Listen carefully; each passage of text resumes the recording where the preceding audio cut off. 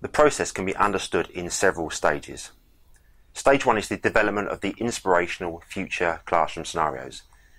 A future classroom scenario is a narrative description of learning and teaching that provides a vision for innovation and advanced pedagogical practices, making effective use of ICT. The aim is to inspire teachers to change their own practices. A future classroom scenario is created by bringing together a number of diverse stakeholders who have different perspectives on the challenges and opportunities that need to be considered when planning education for the future. These stakeholders can include teachers, school leaders, educational experts, employers, parents, students, etc. Their role is to identify important emerging trends which are likely to have an impact on learning and teaching in the future. They also assess the level of maturity in the use of ICT in the school. These trends and the level of maturity are used to guide the process of writing the scenario, which provides a high-level description of learning activities and resources. The scenario describes the roles of learners, teachers, and other participants, and focuses on advanced approaches to learning and teaching that support learners' acquisition of 21st century skills. A future classroom scenario is not limited to the classroom. It can take place in any context or environment where learning takes place. The next stage involves designing innovative learning activities. The future classroom scenarios are intentionally inspirational, meaning that they provide a vision of what could potentially be delivered to give innovation in learning and teaching. For this reason, they lack certain detail and may provide a number of challenges to teachers trying to implement them. So the next stage in the future classroom methodology is to use future classroom scenarios as inspiration for designing learning activities that can be practically implemented by teachers.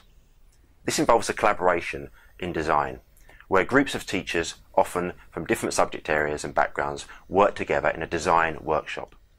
A learning activity is a concrete description of a unit of teaching and learning, which is not subject specific, so it could be used by any teacher. The collaborative learning activity development process is designed to enable teachers to translate educational scenarios into classroom practices. The scenarios provide a stimulus for the development process. Learning activities are designed by analysing future classroom scenarios for design challenges to overcome and design opportunities to make use of, and then by identifying specific resources and technologies that can be used to support the delivery. In the third and final stage in the process, the learning activities are piloted and evaluated. Teachers use the learning activities as inspiration for lesson planning. A collection of learning activities can be used in a range of sequences to deliver any aspect of the curriculum.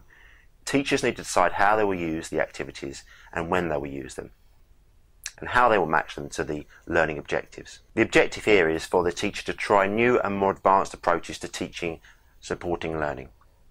As part of this process, guidance is given in the use of resources and technologies. A number of tools have been developed to support teachers in finding and making use of these resources and tools, reducing the barriers to innovation.